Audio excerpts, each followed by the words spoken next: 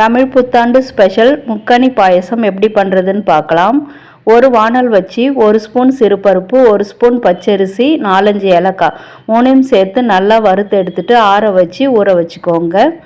அது ஊற சமயத்தில் 3 பழத்தையும் கட் பண்ணி வச்சுருக்கேன்.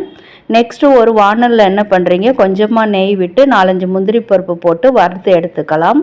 நெக்ஸ்ட்டு அந்த நெய்யிலே பலாப்பழத்தை ஃபஸ்ட்டு போட்டு வதக்கி எடுத்துக்கோங்க. நெக்ஸ்ட்டு 2 பழம் வாழைப்பழம் மாம்பழத்தையும் போட்டு வதக்கி ஆற வச்சுக்கோங்க. நெக்ஸ்ட்டு என்ன பண்ணுங்கள், ஒரு பாத்திரம் வச்சு 3 கிளாஸ் தண்ணி ஊற்றிக்கோங்க. 10 நிமிஷம் ஊறின அரிசி பருப்பில் தேங்காயும் போட்டு அரைச்சி நல்லா அந்த கொதிக்கிற தண்ணியில் ஊற்றி கொஞ்சம் உப்பையும் போட்டு கொதிக்க வச்சுக்கோங்க. நெக்ஸ்ட்டு ஆறின பழத்தையும் அரைச்சி ஒன்றா சேர்த்து கலந்து ஒரு 5 மினிட்ஸ் கொதிக்க வச்சுட்டு 1/4 கிலோ வெல்லம் சேர்த்துக்கோங்க. வெல்லம் சேர்த்ததும் கலர் மாறி சூப்பராக வந்துடும். ஃப்ரை பண்ண முந்திரியையும் நெய்யையும் ஊற்றி இறக்கிட்டால் அருமையான முக்கனி பாயாசம் தயார். நீங்களும் ட்ரை பண்ணுங்கள். தேங்க்யூ.